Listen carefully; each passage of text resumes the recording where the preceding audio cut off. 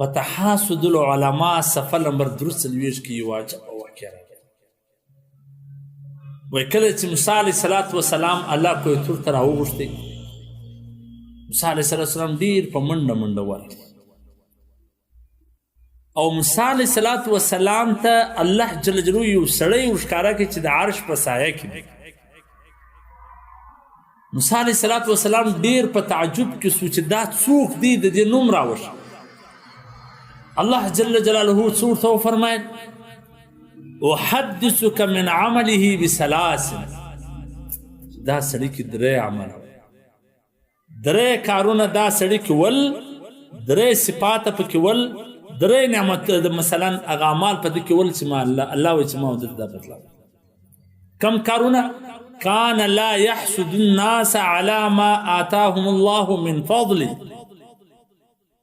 چې یو چاته ما نعمتونه ورکړي دي، مثلا الله پیسې ورکړي دي، مال یې ورکړي دي، یو دا یې ورکړي دي، یو بل داسې شی، دا سړي پر هغه باندې حسد نه کوه، ضد یې نه ورسره کوه، بغض یې نه کوه، کینه نه ورسره درلوده، یعنې حسد یې نه پر کوه. لکه دا زموږ خلک الله دې وایي د ځین واخلي، دې ځینونه وایي چیرې پیدا کړي، دې د کومې خوا پیدا کړي، دې د کومې خوا رالې. نه که په حسد کې اخته وي، د هغه بدنامي کوي، په هغه پسې خبرې کوي، په هغه پسې څه کوي. نو یو په دې کې دغه صفت و چې پر چا باندې حسد نه کوي. وکان لا یعق والدیه. او دویم دا صفت پکې و چې د مور و پلار نافرماني، فرمانبرداره و د مور و پلار، د مور و پلار سره ښه سلوک کاوه.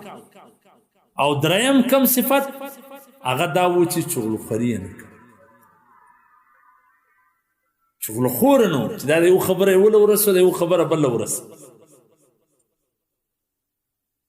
نو که یو بل څوک په ځان کې دغه درې صفات راولي، الله به هغو ته هم دا نعمتونه ورکړي، الله به هغو ته هم د عرش در سایې لاندې ژوند ورکړي، د عرش در سایه لاندې به یې کړي چې د قیامت په ورځ بله سایه به نه وي سوا د عرش. څومره احسان عمل الله وایي چاته نعمت ورکړی دی، بس ته خپل نعمتونه په خپل ځان کې وګوره، نور که هیڅ نه وي، دا خپل لاسونه، سترګې، پښې، غوږونه، شغله، هر څه الله درکړي، پر دې د الله شکر ادا کړه.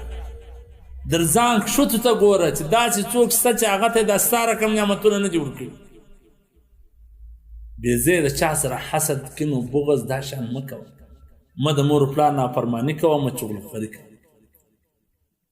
الله به تا ته هم داسې د عرش تر سایې لاندې ځای درکړي. الله دې موږ ته د عرش سایه په نصیب کړي.